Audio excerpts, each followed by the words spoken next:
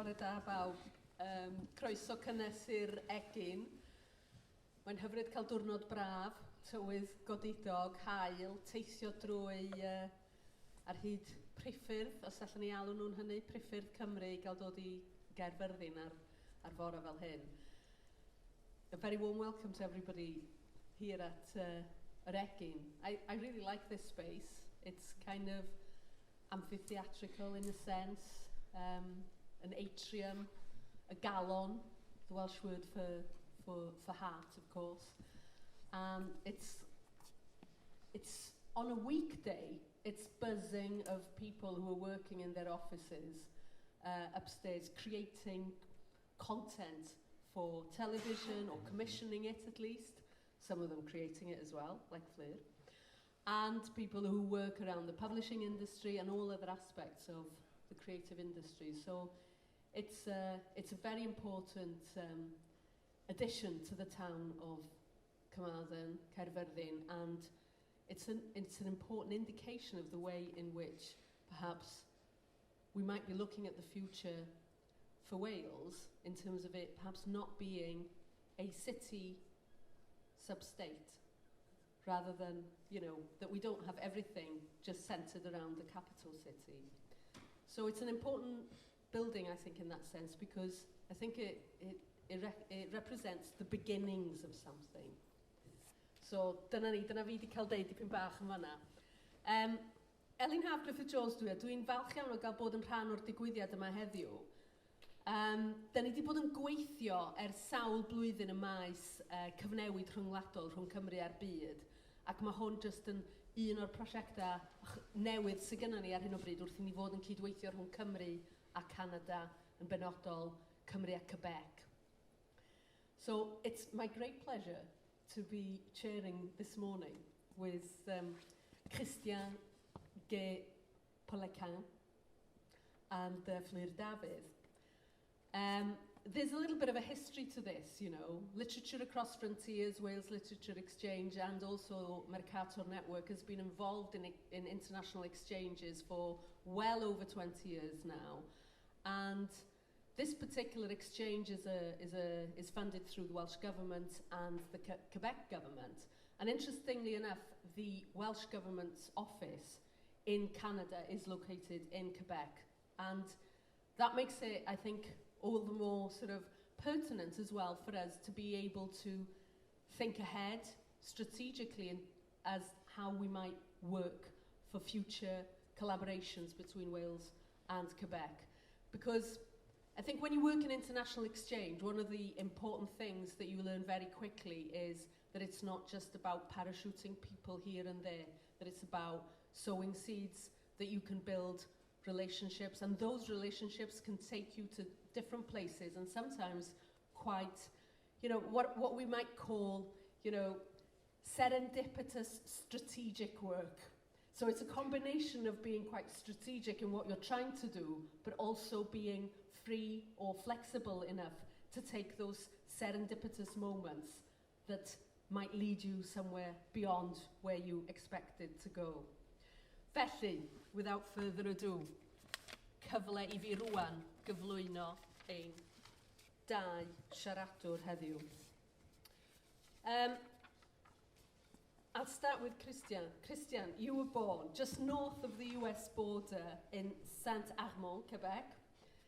Your first novel, Le Fil des Kilomètres, was published both in Quebec and in France, and an English translation by Jacob Hommel as Running on Fumes.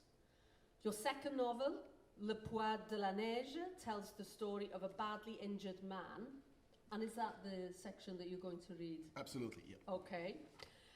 So it's the story of a badly injured man, nationwide power failure, and a village buried in snow, and a desperate struggle for survival. And this is also the story of all two generations, or at least two different types of people in terms of their age, at least. Totally, yeah, good. And in 2017, it won the Governor General's Award for French Language Fiction, the Prix des Collégiens, and the Prix France Québec. And it's now being published in English as The Weight of Snow. And it's also been translated into 17 languages and counting.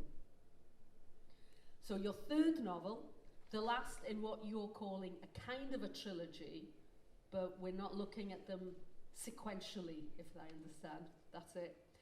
Les Ombres Filantes will be published soon in English translation as Falling Shadows. So that's Chris. Fflur Dafydd, the type was too small, I had to retype it up. So, Fflur Dafydd, well, audiences here will know Fflur Dafydd. Fflur Dafydd, right. This is how we're projecting Fflur Dafydd if she's not really. Let's pretend we're not really in Carmarthen. Let's pretend that we're actually doing the Quebec side of this exchange. So we're going to try and present Fflur Dafydd in an international context. Let's see if you recognise the same Fflur Dafydd as you know. So Fflur Dafydd, right. Award-winning novelist, screenwriter, that's correct, isn't it? Award-winning. I'll go through the awards in a minute if I can actually pick them up with my eyesight. Working in Welsh and in English. Also a musician, singer-songwriter. Creator and writer of Parch, 24 episodes. People here will have seen some of them at least. Kind of, I don't know, perhaps inspired by some of your family connections. Yeah. With funeral director. I was going to call it the death industry. Yeah. But, I have contacts in the death industry. Yeah, yes. Maybe it's also the life industry as well, isn't it? And also the thrillers, the thriller series, 35 awr, 35 diwrnod, 35 hours, 35 days. These are really worth looking at. I really like these. And also the feature film, A Llyfrgell, Library Suicides, that was released in 2016, based on your novel that won the Daniel Owen Prize at the National Eisteddfod in 2009. These are the major literary prizes for prose in Wales. And the English version of A Llyfrgell, or the library, will it be called the Library Suicides in English? Will be published soon by Hodder and Stoughton, is that correct? Yeah. And you're currently working on your second series of Yr Amgueddfa, the museum. Yes.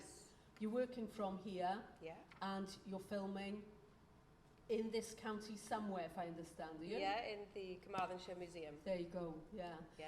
So again, we're looking at Fflur also has travelled widely and has more recently been to Quebec, to the Metropolis Bleu Festival in Montreal, where you met for the first time.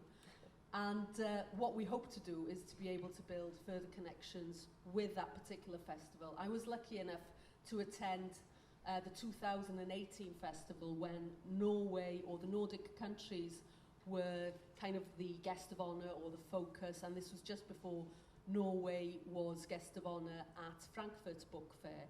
And I found it to be a very inspiring festival. I don't know if you felt the same, Fflur, and it is truly an amazing place to visit, Montreal. I hadn't actually realised that there are two Montreals, well, at least two Montreals. One Montreal above ground that is not particularly commercialised, and I was thinking, wow, this is maybe this would be of interest to Wimford, how different economies work. I was thinking, wow, there's hardly any sort of super commercial capitalism going on here, but then the minute you step down into that underworld, those underground shopping malls, then you see a different kind of Montreal. So we were really pleased when Alexandra Buchler of Literature Across Frontiers and Marie-André Lamontagne of Metropolis Bleu had that initial conversation going back now about 5 years ago to start this collaboration between Wales and Quebec. So here we are in the second leg of the most recent part of it, and so we'd like to start with a few readings, and then we'll go into a wider conversation focused on the theme that we've selected for today's event, Writing the Climate and the Climate of Writing. So, ga I ofyn I chdi, Fflur, gychwyn, darllen dy ddarn di a roi cyflwyniad byr iawn o lle ma'n dod hefyd. Diolch. Diolch yn fawr am croeso, mae'n hyfryd I fod yma, fi'n gweithio yma bob dydd fel arfer, felly mae'n neis I wneud digwyddiad gwahanol. It's great to be here, it was great to take part in this project with the Metropolis Bleu and to meet Christian and to kind of have an exchange of our work. And it was great to get this commission as well to write a short story that was focused on environmental issues and on nature and thinking about human survival in the face of disaster, all these things that I think had started coming to the fore anyway, because we were also, I should have mentioned, filming in the National Botanic Gardens, or about to start filming when Alexandra got in touch, because part of the series Amgueddfa, the museum too, we're focusing on a rural area, a rural museum this time, and sort of natural history and the history of herbalism in Wales. I'd started going down this kind of rabbit hole of researching the native Welsh herbalists, and I'd started becoming sort of fascinated with the Botanic Gardens as a location, and Elin will know that I'm obsessed with national institutions. And I thought there can't be any more that I will be writing about, you know, because I'm banned from everywhere now, I think. But I thought, oh, the National Botanic Gardens, you can't offend the plants, surely. They'll be fine with whatever you write. So that was part of the research into the work, was just walking around the gardens and not seeing it as the place where I just go to entertain my children or to keep them busy or to wear them out, you know, actually going around and properly reading about the plants from different countries and different cultures, and thinking about how this sort of fusion of plants is something quite special that we have here in Wales in that national institutions. So this is a short story called The Physicians. It made sense in a way that it started with a garden and then ended with one. Canolfan heard the announcement on the makeshift radio she'd managed to cobble together out of what was left of her kitchen table, attaching some wiring to it that had suddenly sprung up from the floorboards like weeds, adding the handset of their old landline as a speaker. She'd become quite good at fashioning things into other things. She often wished her partner Petra could be here to see how capable she now was. It seemed an age away when she would have to ask her to assemble all the new furniture and hang all the paintings. Inconceivable now, of course, the buying, the spending, filling her home with random things off the internet. Now you just made do with what you found, scavenging among the rubble that used to be your home. Some of their mum friends, she remembered, would moan daily about the absolute state of their houses, without realising that in the end, a messy lounge was the least of your worries when someone outside was directing a crane and a wrecking ball to it. All of them gone now, of course. Petra, those mothers, those lounges, the sofa delivery guy, the artists who believed splashing a bit of paint on canvas could ensure their immortality. And also gone are those she simply cannot, will not acknowledge as being gone. Those three little ones whose DNA and cells are still embedded deeply inside her, she hopes, in her blood somewhere, in her organs, shed during the precious time they grew in the darkness inside her, when she was able to protect them from all this. She considers herself no more than a chimera now, half woman, half mammal, an arrangement of body parts that miraculously still function, a mere matrix of memories. She was half asleep when she heard the tinny voice coming out of the handset, telling people that the National Botanic Gardens were believed to be entirely abandoned and therefore free to use as people wished, either to take shelter, to forage, or simply to rehouse themselves somewhere in the big glass house among the foliage. You needed to be careful about announcements like these. Not all were official channels now, and not all sanctuaries turned out to be true or safe. Last week, she'd walked 5 miles to the Wool Museum to find government officials being battered by a group of desperate teenage girls who would then begin smashing the display cabinets to get at the traditional cloth blankets, taking the spinning wheels apart to use as weapons. She'd hurried away from the chaos, blood-stained tufts of wool sticking to her feet like some terrible candy floss. Canolfan had her own reasons for wanting to visit the garden. For one thing, it had been the last place the kids had been on a school trip before everything happened. She wondered if their skin particles might still be hovering in the air somewhere, whether the hurls of their fingerprints might have lingered on the display cabinets, the tiny spirals of their lives imprinted on the glass.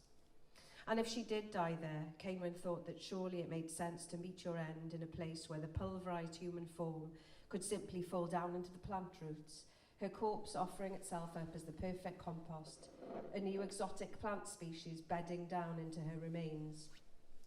Ceinwen wondered whether the cells of her babies would also then grow into the plant, and if in fact she would still be able to defy her own extinction and theirs by becoming a spiral of DNA on a branch.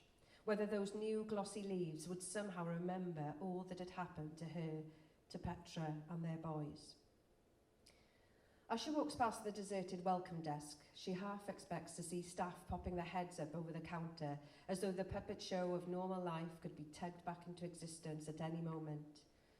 Walking through the concrete arch onto the pathway leading up to the glass dome, she hears birds chattering for the first time in weeks, a welcoming committee all of their own. For a brief moment, Ceinwen can almost forget that the rest of the world has fallen away behind her. But then the stench of the algal blooms on the lake surface voiced itself into her nostrils. She remembers how she used to loiter here, holding Petra's hand while the boys would feed the ducks. But now all that remains of that memory is a solitary dead duck leg sticking up from the water in protest, a rubbery upturned exclamation mark objecting to the toxic brown quagmire that has congealed around it. But just as surely as the ducks are dead, the butterflies have returned, thanks to the peonies and rudbeckia and spurges that were planted long ago by those long gone and have kept blossoming in spite of themselves, those transplanted from other countries and brought here to resurface, while the ragged robin and the oxeye daisy, the native plants of our own country, have taken root next to them, proud to be rubbing shoulders with the higher echelons of horticulture, fusing together in a carnival of colour and nectar. A butterfly appears right next to her, a gatekeeper, nectaring with open wings. Fflur Dafydd, as they call them in her native tongue, a small summer hen. She resists the urge to snatch it, as she has seen some do in desperation and swallow it whole. At the top of the pathway it comes into view, the glass dome that once seemed like a majestic, all-knowing, all-seeing eye, the largest single-span glasshouse in the world. Something for their small country to boast about. Yet now it looks more like an end point, a final destination, a kind of holding centre she's been travelling towards throughout her life. A fug of unpleasant heat hits her as she enters, masking another curious smell, a strange commingling of humans decaying and plants thriving. Kneeling next to the Californian chaparral by the entrance is a half-naked woman in a dirty toga fashioned out of a torn-up dressing gown. It's like being at home, she says in a Californian drawl, before the fires. Ceinwen doesn't respond. At the beginning of all this, she tried so hard to help the strangers who turned to her, listening to all their half-mad, nonsensical babble. Her old self is still there in its chimeric mammalian shell, the doctor in her who has been trained to be aware of other people's mental state, their needs, but she's almost immune to it all now. The plants around it knew how to survive the fire, the woman continues in a daze. Some bulbs would just lie there dormant for years, only growing once the ground was cleared by fire and soaked by rain. It says here that some of the other plants thrived on it, the fire that is. They used it to trigger their seed germination. Some things, some people need disaster, don't they, to live. Ceinwen can see that this woman, like her, is not herself anymore, or even really here. She's around 8,000 miles away in a forest in California awaiting a fire. She doesn't seem to notice Ceinwen taking small steps away from her and towards a display tunnel at the far end of the dome, a place her boys had visited in the time before. They burst back into the house, the three of them, tripping over each other to be the first to tell her about the physicians, the famous 12th century native herbalists. Ceinwen had told them to look out for the display because her grandmother had always insisted that she was a direct descendant of the physicians, that it was where her desire to cure people had come from, and she wanted the boys to feel a connection. And yet the boys were slightly confused by this claim because the tour guide had told them that the physicians had descended from some mythical creature, a female herbalist who'd emerged from a lake, married a farmer, and brought her family up in a nearby farm. This maiden was said to have warned the farmer that if he dared hit her 3 times, she would return to the lake. When the farmer inevitably did do this, she'd kept her promise and left, leaving her sons to carry on with her work as physicians. Cainwen's boys wanted to know that if they were descendants of someone who was not actually real, did that mean they really existed? Or was there any chance that she too, their very own physician, would return to the water one day? She bows her head now to enter the darkened room that is the old apothecary. The display windows that contained the tinctures have all been raided, quinine and tropane alkaloids all emptied from their bottles. Any tiny fingerprints that may have been there have been smudged by blood. She was always assumed that this old apothecary was pure artifice, dressed like an old-fashioned pharmacy by a designer or marketing officer just to entertain school children. And yet she sees from the leftover pieces of Mexican yam and torn hemlock that someone has gone to the effort of following the physician's recipes properly. Even though no one was meant to touch it, even though it would not matter that it was a pretense, someone somewhere had taken time to make it real. A siren sounds above her head, a siren she's been listening out for since starting out on each one of her journeys, one that confirms that the place is no longer safe, that she has only minutes to get out. She is being asked to make a choice, to choose a direction, to play a part in her own myth. She walks back out into the dome. The Californian lady has made a bed for herself in the chaparral and has her arms outstretched. Looking up, Cainwen sees that her eyes are transfixed by the large crane and wrecking ball that is being swung like a pendulum in the direction of the glass. Glass, of course, she realises, is a commodity now. It can be remade. It is useful, unlike her. Cainwen lies down next to the woman, waits, clawing at the soil, a smattering of life beneath her fingernails, a dark crescent where she hopes something might regrow after she is gone. We are all just things, she tells herself as the glass shards come for her, things grown from seeds, and some fare better than others. She thinks of the seeds that are waiting beneath her body now, that have been dormant all this time, just waiting for her to disappear and for the fire and chaos to clear. She envies how a seed knows more than she does about its own fate, how it has a plan to thrive and grow and multiply and forge its way on, through and beyond disaster. And as she imagines those seeds getting ready to emerge, to travel upwards towards the light, she prepares herself to become nothing more now than a place for them to flourish, the myth of their making.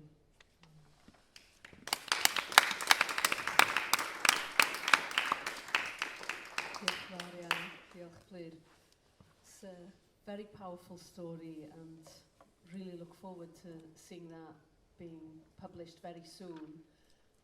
When is it due out now? I think there's a podcast that goes with the publication, so I think it's sometime this month, I think, with the Metropolis Bleu Festival. Oh, that's excellent. Thanks. Before we start any sort of follow-on discussion, I think it would be nice for us to have our second reading, and then we can see whether we want to bring the conversations together across the two pieces that we've heard. So I'll immediately ask Chris, to start your reading, and yours is from The Weight of Snow. Exactly. I will read some different extract from my novel, and starting by the very beginning. And with there's true prologue, is that the word in English? Yeah. Okay, so let's start like that. Today, time turned the snow to metal, and the silence rejoiced. To form a perfect union, the white strokes rush groundwards. Mountains grab onto the bark of trees and on spiny arms. The greens disappear, the blues become opalescent, the edges of the brown and russets fade. And at time, a bird will draw a black line across this accelerated space.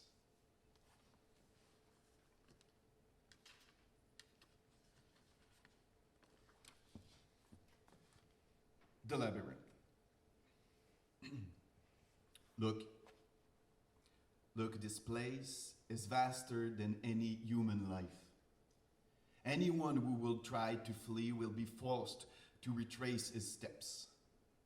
Anyone who thinks he is moving in a straight line, he's describing a great concentric circle. Here, everything slips away from hands and our eyes. Here, forgetfulness of the world outside is stronger than any memory. Look again. The labyrinth offers no way out. Wherever our eyes fall, it is there. Look closer. No monster, no famished beast crunches in its corridors. But we were caught in the trap. Either way, we wait until the days and night defeats us, or we fashion ourselves wings and escape.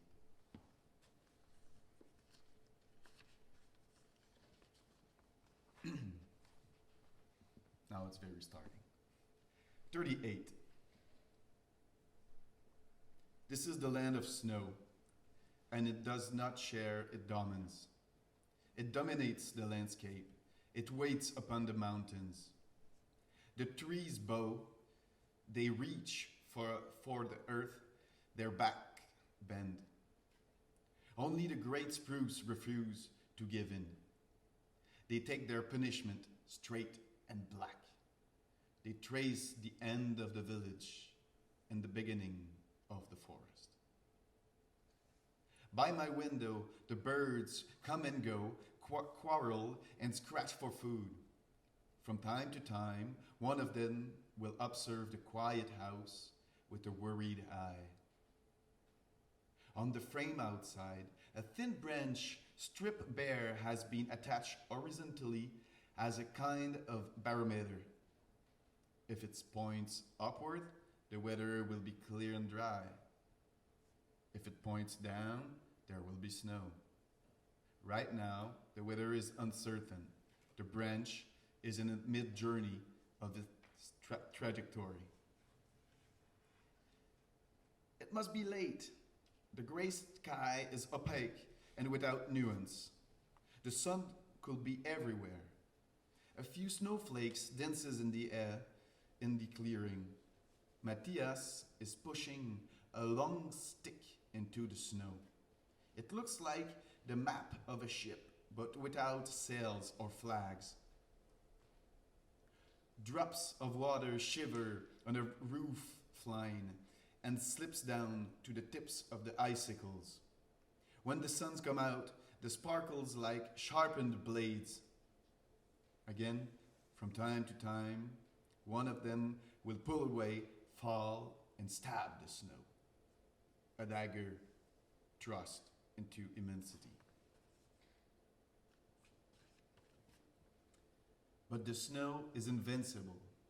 Soon it will reach the bottom of my window, then the top, then I will be blind. This is winter. The days are short and frigid. The snow shows its teeth. The great expanses of space shrinks.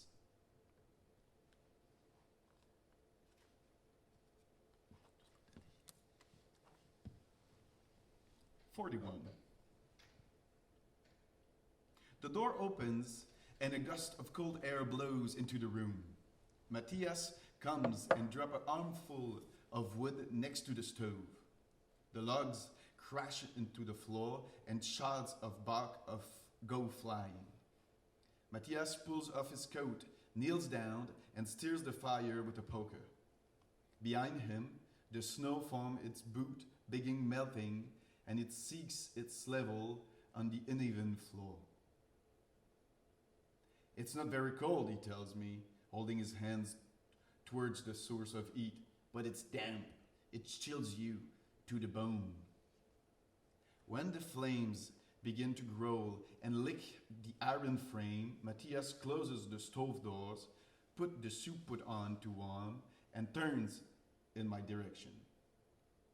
His bushy eyebrows and white hairs and the deep wrinkles crisscrossing his front head make him look like a mad scientist. I have something for you. I give him a questioning look. Matthias picks up the gold cylinder from the table and hands it to me. He gives me a big smile. The cylinder is heavy and telescopic. Its ends are covered by glass. I examine it from all angles. It's a spyglass, like the one sailor used a long time ago to pick out the thin line of the coast or the enemy's ships. Look outside now. I sit up in bed, extend the sliding tube, and place it against my eyes. Everything suddenly moves towards me, and each object takes on precise dimensions. As if I were on the other side of the window, the black flight of the birds, the footsteps in the snow, the unreal calm of the village, the edge of the forest. Keep looking, he said. I know this landscape by heart. I have been watching it for some times now. I do not really remember the end of the summer because of the fever and the drugs, but I did see the slow movement of the landscape, the gray autumn sky, the reddening light of the trees. I saw the ferns devoured by frost, the tall grass breaking when the breeze rose up, the first flakes landing upon the frozen ground. I saw the tracks of the animals that inspected the area after the first snow. The sky has swallowed everything up ever since. The landscape is in waiting. Everything has been put off until spring. Nature with no respite. The mountains cut off the horizon. The forest hems us in all sides, and the snow, of course, blinds us. Look harder, Matthias tells me. I examined the long stick that Matthias set up in the clearings. He had added minute graduation marks on it. It's for measuring snow, he announces, triumphant. With the spyglass, I can see now, has reached 41 centimeters. I considered the whiteness of the landscape a moment, then slumped back into my bed and closed my eyes. Great, I tell myself. Now we can put numbers to our distress. And then we go way further in the story. So this injured man cannot walk because he has 2 broken legs. And now the little chapter I'm going to read, my protagonist starts to walk again, and then he goes to the village a few miles down, and of course he got stuck in a snowstorm, and then he's in a bad situation, let's say. 253. I close my eyes for a moment. When I will reach the house, I will get undressed and bundle up in a big wool blanket. A fire will be burning in the fireplace. Matthias will put soup on. Maybe there will be black bread. I will eat everything he sets down in front of me, then I'll fall asleep, watched over by the light and the heat of the flames. But when I open my eyes, I am still lying on the ground, and it's snowing like crazy. I roll over, I struggle, I try to get up, but I only sink deeper. The cold is holding me down. Every movement weighs a ton, and I have no more strength. My leg has stopped sending me pain signals. I don't feel it anymore. I should have taken shelter with Jonas in the stable. I would have been comfortable in the straw. I would have been warm. Ice is forming knots on my coat and hat and gloves. I I must not stop. I must not stop. I must get up. I'm almost there. I steer into action, propping myself up onto my elbows. I crawl, I twist, I drag myself along the snow. I make a little progress. True, it feels that I am sinking, pulled down by icy underground currents. I move more and more slowly. My hands are completely numb. Maybe I should do like Matthias now and pray. The blizzard holds. It is impatient, eager to cover me up, embrace me, and close over me. It can salivate a little before it devours me. I curl up to keep warm. I am like everybody else. I cannot accept the possibility of my death. I'm too afraid. I try to stay calm.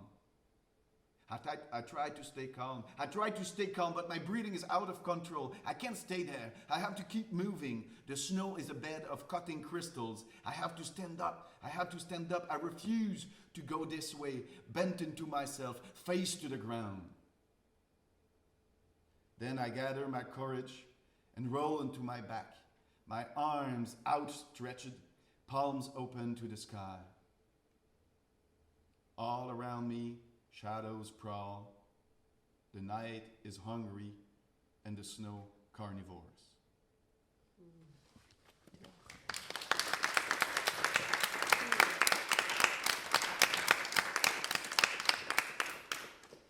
Thank you very much, diolch yn fawr iawn, Christian.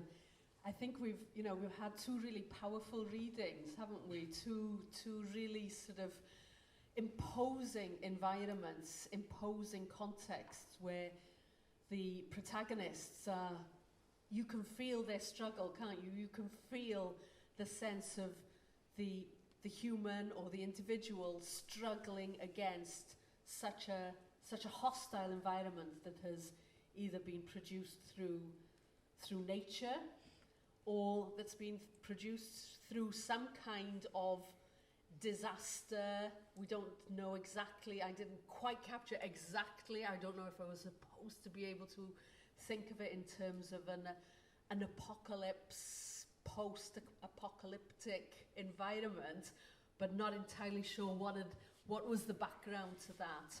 But I think that in both pieces we've been able to really feel those struggles and the ways in which humans and we as humans have so much to understand about our very smallness very often in the face of the climate that surrounds us.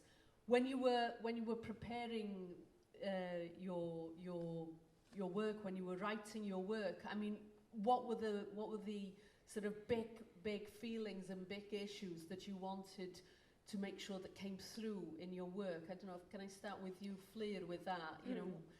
Yeah, it's interesting when you talk about, my story, you weren't quite able to, tell what the disaster had been, because I cut 2 paragraphs of the story to make it a shorter reading. And actually I thought it read better in that way, right. Because, in those 2 paragraphs you get the sense that she was away at this medical conference and something, sort of a natural disaster happened. It was like a flooding of a town and they were literally like swept away. But taking that out of the story actually made it more powerful, because you might think it was linked to some kind of nuclear disaster or something else. And the conjuring up for the audience of what might have happened might relate differently to the way that they're reading the story. And so actually I'm going to keep those 2 paragraphs out, I think, because it raises questions, isn't it? And I suppose the short story is it's interesting when you do a reading, you realise actually, oh, you don't actually need that bit. That's something that, the short story should be full of these absences and questions for the readers. But yeah, with getting to grips with this story in particular, I think that one thing I was quite keen to do was to examine the way that the plants kind of are able to thrive in certain environments, whereas humans can't, And I think that's something that's happened maybe in the wake of, COVID, lockdown. We've been stripped sort of bare in some ways. We've realised how little we need to actually survive, and we look at our relationship with nature differently, I guess, and things that hadn't really been in sharp focus for me, like the natural world, the environment, you know, growing things. Not that I do grow things, my dad is here, he'll know I don't have a green bone in my body, he grows things, but, you know, seeing people actually taking the time now to become self-sufficient and thinking, like, well, we need to be prepared for things, and how resilient and how strong humans can be in the face of disaster. So that was kind of one thing I was thinking about, and it's interesting, you know, in Christian's text as well, this battling against it, like even at the end, like I'm not ready, I'm not able to accept that I am not as strong as nature, you know, that I will eventually perish. And it was interesting in Montreal that we had a botanist with us as well, talking about the way plants talk to each other, and he's using the example of like putting a tomato in a bag with an avocado to make it ripen faster because of the plant hormones talk to one another. And these little details that we haven't maybe considered, or I wasn't considering walking around the Botanic Gardens, that plants could be in conversation with one another, that detail of, you know, that they actually can thrive on disaster, that they will regrow, they will be able to accelerate in the face of disaster in the way that humans cannot. And all those things, I think, I wanted the audience just to think about, I guess, you know, reading it, thinking about the ways that we are in communion with those, you know, and in conversation with those plants around us. It's the basic thing, you know, of a child bringing home, our children brought home sunflowers, Sarah will remember, to try and make grow. And it was a parent's job, basically, to try and keep these sunflowers alive. And yeah, mine did quite well, I think, until I started sort of phoning my dad in a panic about, like, some of the leaves are turning yellow, I don't know what to do, do I snip them off? And this became this idea of, actually, we need to be respectful, we need to have these conversations with plants, they need us as well to survive. But it's almost like a comforting thing for the character at the end of the story, as horrific as her end is, the idea that she might be a place for something else to flourish, and the idea of humans being able to somehow fuse with the DNA of plants, and us all being part of it. But we have to also accept our place in it, I guess, our hierarchy in that natural world. And that we may not be able to live forever and ever and ever in it. But Christian, you know, your piece, it's not located specifically in an identifiable town or an identifiable village in Quebec, but because you're a Quebec writer, people would imagine that you're talking about that environment that is so familiar to you. Again, we feel the power of that environment, and I suppose that if we're looking from the outside at Quebecois writing, or also Canadian writing too, perhaps for us, that we think of things like wilderness, that we think of things like the struggle in those sort of Arctic almost areas, the climate, the difficulties and so on. And so in your piece, you didn't specifically want to locate it in an identifiable place, yet, you know, we as readers, we imagine it there, don't we? Or somewhere else, you know, I don't mind.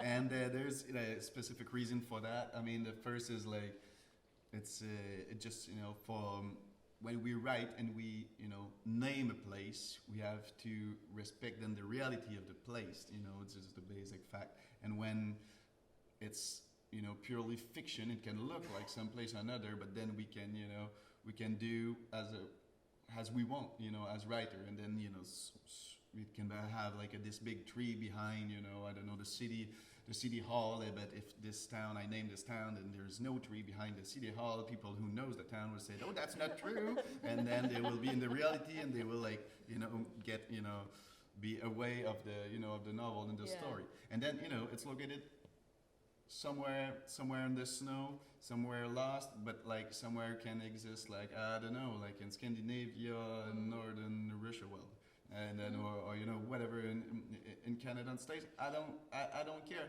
The thing is, I wanted just to write you know, a story about just intergeneration friendship kind of, and then to just to be able to to get into it, like deeply. I had to like my two characters to make them hostages, and it's there who came the idea of the power outage, and then the hard winter. So they're like, I have like two mans, old man in shape and really really clever and everything, and a young man with two broken leg and grumpy, and then those two opposite characters are hostages, in the middle of the snow in the winter.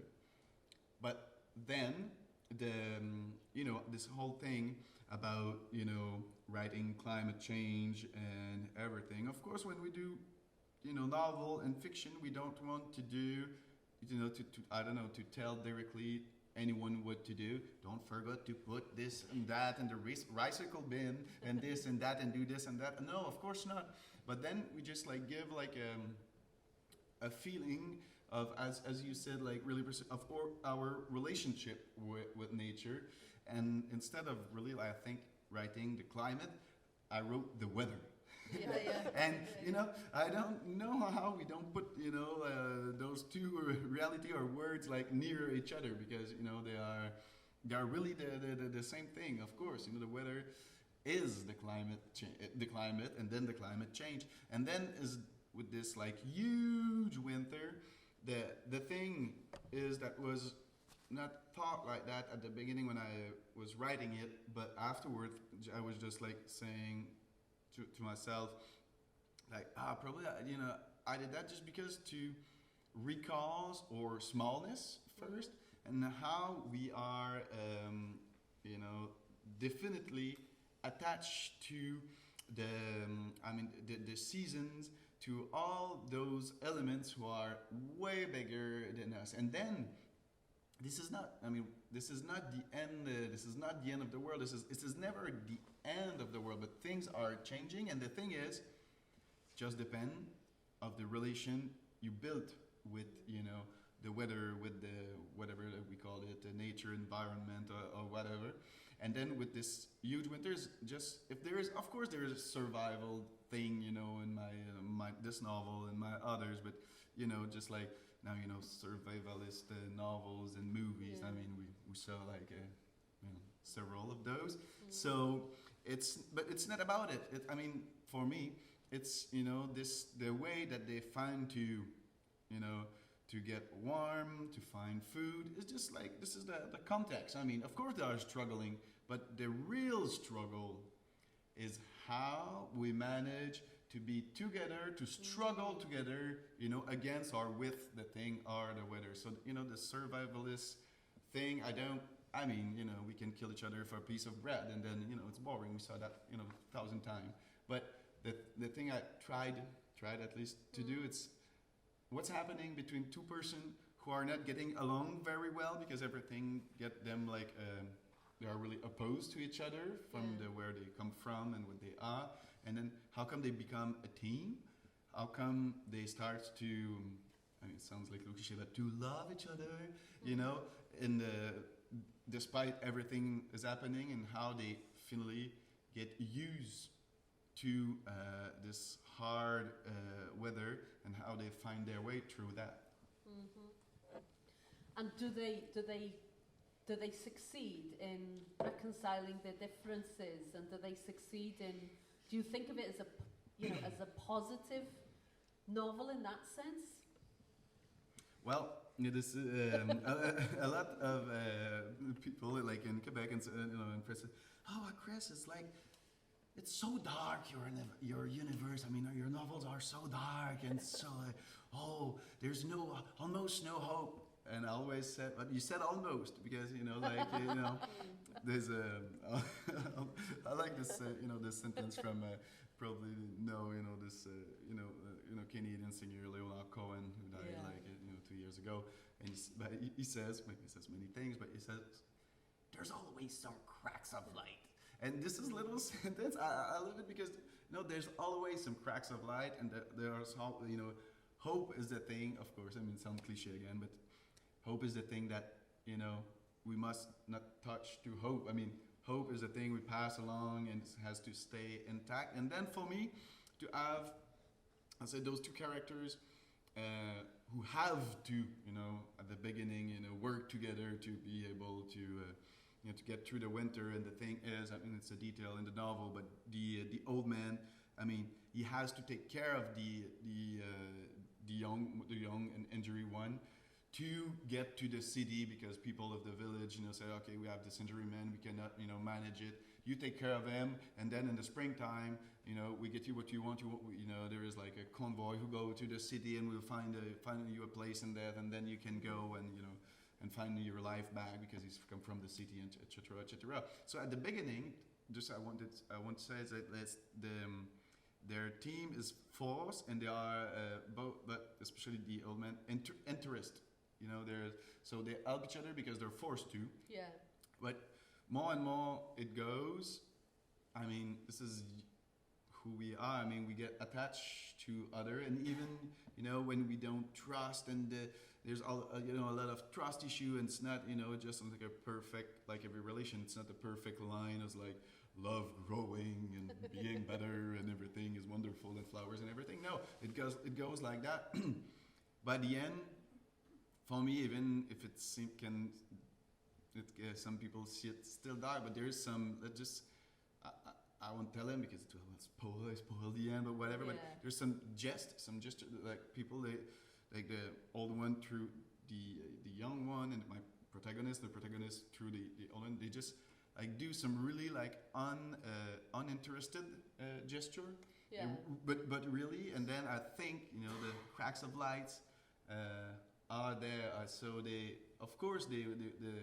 then able to, you know, to go through all this and to build something precious, you know, between them, even if they don't know if they really want it. It just, you know, this relation they're building, it's happening, but they don't really want it either. Yeah. So it's more complex that it can looks, I guess.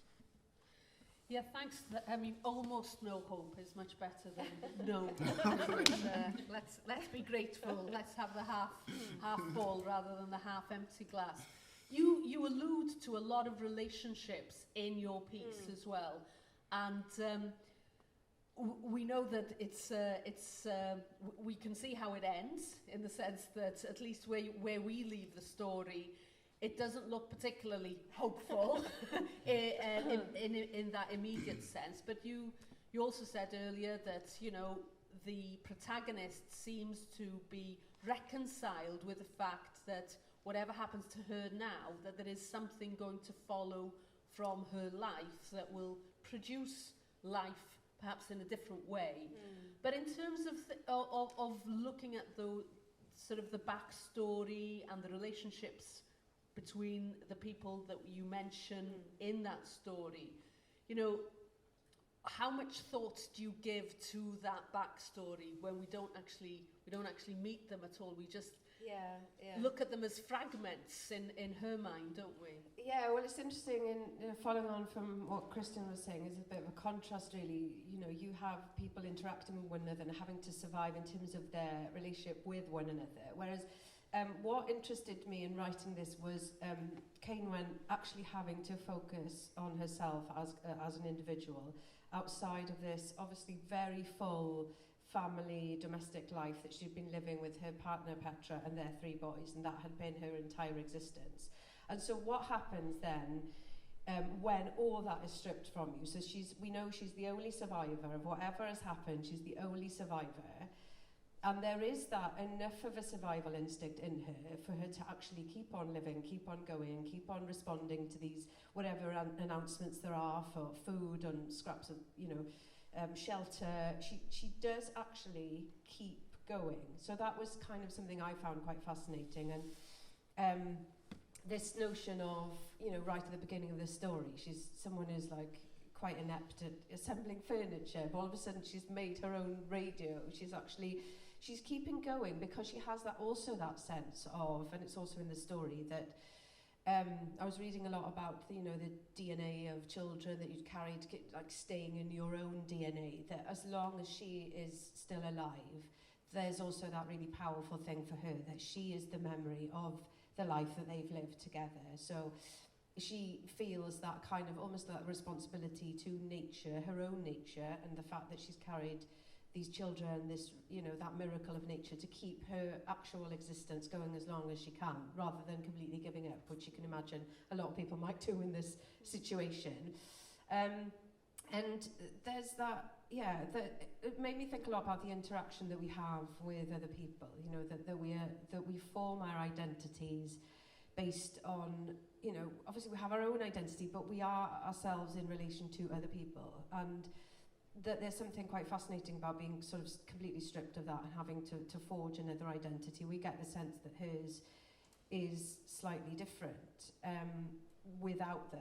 Like, she's more resilient, she's stronger, she's making decisions, she's kind of almost like there's nothing to lose either. So there's something quite liberating, almost positive, but maybe not positive, but you know, it's not completely disastrous to be without that kind of fear of, if you're not fearful of death anymore, of disaster, because the worst, for this character, the worst has actually happened to her. So what does she have to be fearful about now? It's kind of, there's that sense of almost being liberated from all your anxieties and fears, and just being a sort of a kind of a feral creature in this strange new world that's been created. And you know, several years ago, this is not comparable to a nuclear disaster, but I did a residency on Bardsey Island. So I was out in the middle, you know, it's this very small island, telling Christian and other people who haven't been there, but it's this very small island off the tip of the coast of northwest Wales. And it's tiny, it's only like a mile across, it's very kind of primitive, there are no kind of, you know, compost toilets, and there's a bit of electricity, but you know, it's a very sort of basic, kind of quite primitive lifestyle. And there's something really, really joyous about it when I went there at that time in my life, in my 20s, having not really thought about, you know, just living a basic life, because you don't in your 20s, do you? You never think about that. You're out all the time with your friends and you're having fun. And actually there was something so appealing about the simplicity of that lifestyle. No connection, no phones, no, you know, you had to climb halfway up the mountain to even get a signal from a mobile phone to contact anyone. And I landed there knowing no one on the island, placed in a lighthouse cottage with 2 ecologists, so I didn't know at all, you know, completely different different interest to me, studying completely different subjects. And there was something that I found quite rewarding about the fact that you just sort of, you know, that we as humans are quite adaptable, that you can take someone and place them in a completely different environment that is so different to them. And that idea of having to make do with the situation that you've got. And of course, you know, by 6 weeks' time, I was a complete island. I didn't want to leave. I thought I'd stay there all winter. I had these romantic notions. I was going to be writing, you know, a book out on the island. But, you know, the laptop would die after half an hour, so it wasn't realistic. But there is something about that return to, like I said, after the lockdown period, there's been this sort of interest for me in the natural world, about, like you're talking, the forces that are bigger than us, that I've maybe not paid enough attention to. And 2 years ago, just before the pandemic, I did a project with the Royal Astronomical Society, which will sort of culminate in a big project, a musical for the National Eisteddfod, which is about astronomy. It's about a woman going to the moon. It looks on, you know, about a woman's journey to conquer that kind of mission, going to the moon, and our relationship with the cosmos. You know, these are subjects that I hadn't really, you know, commissions are really useful like that, because they bring you out of yourself and they make you think about things you hadn't thought about. You know, I spent 2 nights lying underneath the stars in Tregaron. You know, it's 2 summer nights just looking at the patterns, you know, the different patterns, moon patterns, moon cycles, thinking about how the moon affects us as people, how it affects the earth, the natural world.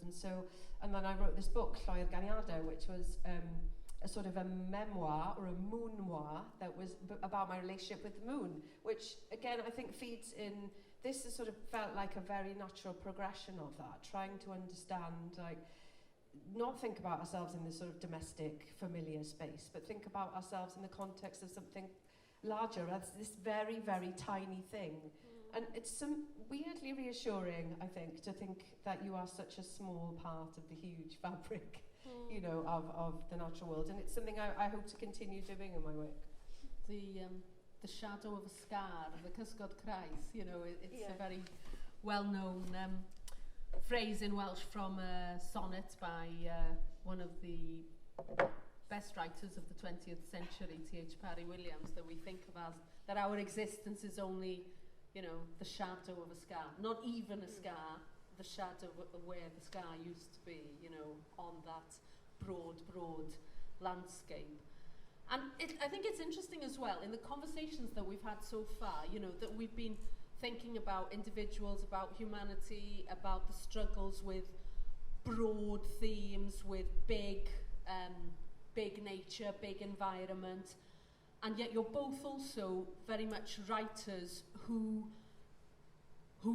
write in literary and cultural contexts that make you very much aware of the sort of the cultural struggles that happen across literary scenes, across languages, across nations and smaller nations trying to project themselves internationally, but also trying to think of how you're writing for home as well, and that you must be aware of the political and the socio-cultural sort of movements that happen within Wales, within Wales and the UK and the EU and so on, and also with Quebec, Canada, and its relationship also with the United States and so on. I'm also aware that you're both actually from families where you're not the first generation of writers, or you're not the first generation of people to be thinking in sort of progressive or radical terms about the relationships between, let's say, Quebec and Canada, or Wales and the UK, or the broader Anglosphere. So you've kind of, there's something like that about you as well, about both of you, that you have that in common. And I'm just thinking that, you know, we perhaps don't know very much about the Quebec scene, let's say, in terms of literature. And, you know, thinking again of how you, perhaps Fflur, project yourself as a Welsh writer in an international context as well, too. I mean, what are your thoughts on how you fit into your sort of local scenes as well, in terms of your writing? Well, it's always a big question. In Quebec, I mean, we're, talking about islands. I feel that, we're an island of French speakers, surrounded by English speakers. Like it's Canada, both sides, and, states in the south.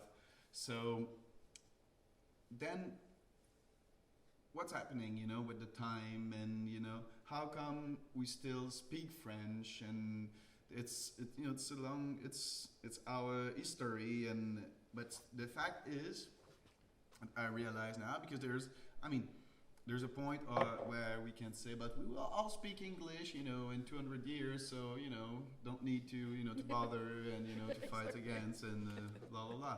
And then we will all write, survival novels that we kill each other for a piece of bread, But I think, language carries culture, and about all, different kind of nationalism, the cultural nationalism is the link, I think, who make the identity more alive. So we realize something, that when we write books, we just want to try to do, our little business, I'll do my little, what I have in mind, and blah, blah, blah.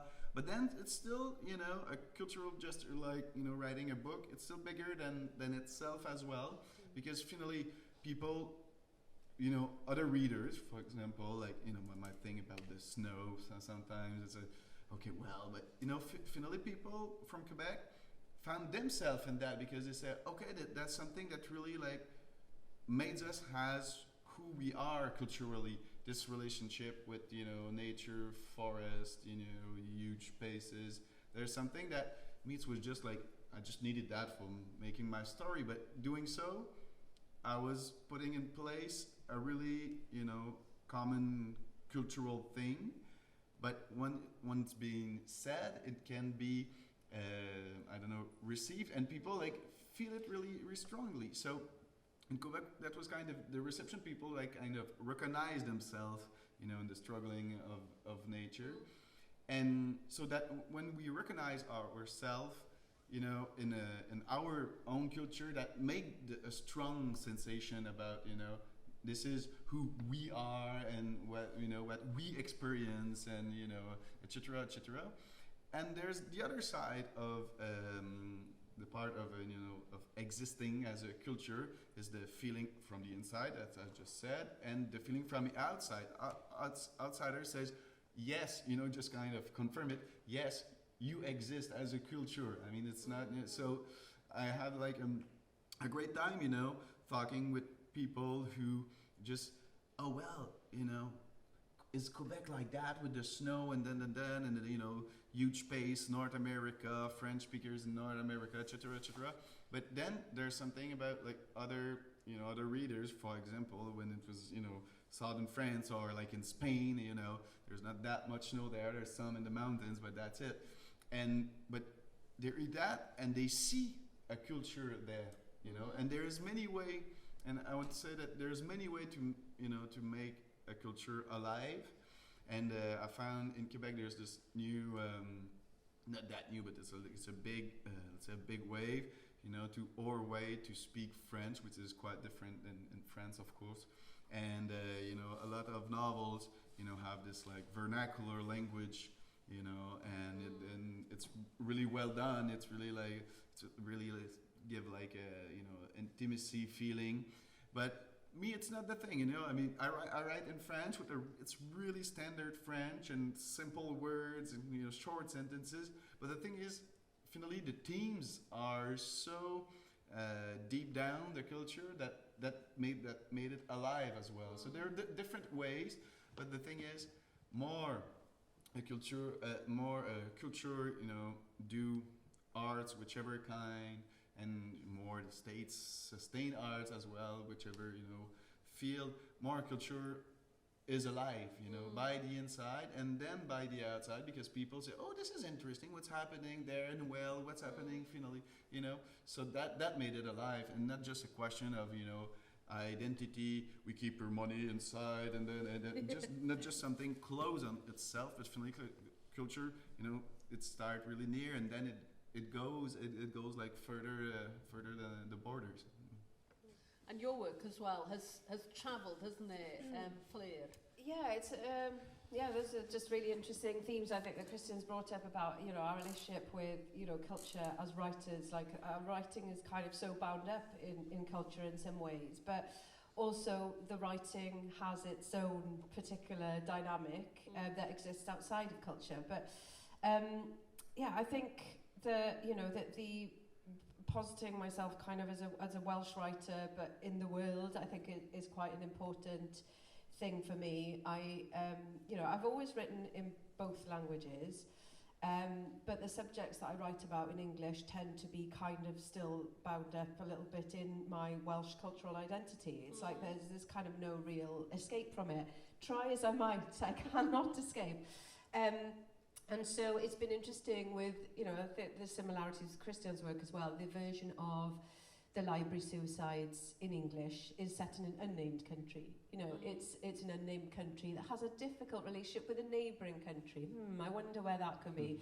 You know, so there are different sort of points of access for, say, somebody picking it up as like just a thriller, you know, and thinking, I'll read this, it's a thriller, but I'm trying to kind of still get them to understand the cultural context, but doing it in a slightly different way. And there has been that shift for me as a writer in writing about Welsh culture in English, trying to kind of, not exactly disguise it, but just do it in a different way. Kind of for some reason, for me now, like when you start to name Welsh towns or use kind of Welsh names in an English text, it just seemed to me like I'm you know, this is too much of a signpost for me, and I was stepping back thinking, no, I want it to be like a wider discussion, just in that particular text maybe, that it would work differently. And in some other ways it works to give it that difference and that dynamic. The text that I wrote, The White Trail, which was it was a commission that was a rewriting of a myth, an ancient Welsh myth.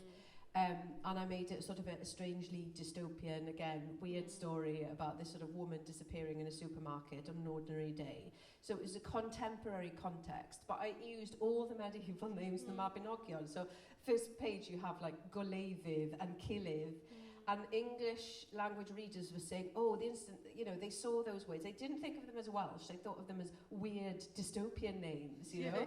So I thought it was really interesting how such an ancient text that is so deeply embedded in our culture and so much a part of who we are can actually transcend that context and become something else. Whereas the Welsh readers obviously know Golefydd is from Canolfan and they interact with it in a different way. And I've also used little, you know, things like spelling Prydderch with a TH in the English text, like R.S. Thomas did when he was writing about Iago Prydderch, so that the English language readers cannot mispronounce it, and spelling Udig with a double O, which makes it look weirdly Norwegian. It does. So playing around with those, you know, playing around with those notions of how you can fuse your language and your culture into these different texts and still give it sort of a kind of a sort of a vibrant new life. And I think, you know, my relationship with the English language has been maybe different to the relationship, you know, that my parents' generation had with the English language. Where we had the bilingual education, we formed a kind of a fascination with the English language that we were not so kind of afraid of it. It became more part of, you know, of our creativity when we were growing up, that we played around with it. And there's a certain allure to the English language because it was very kind of other and something to be played around with. And I'm always aware of that when I'm writing in English.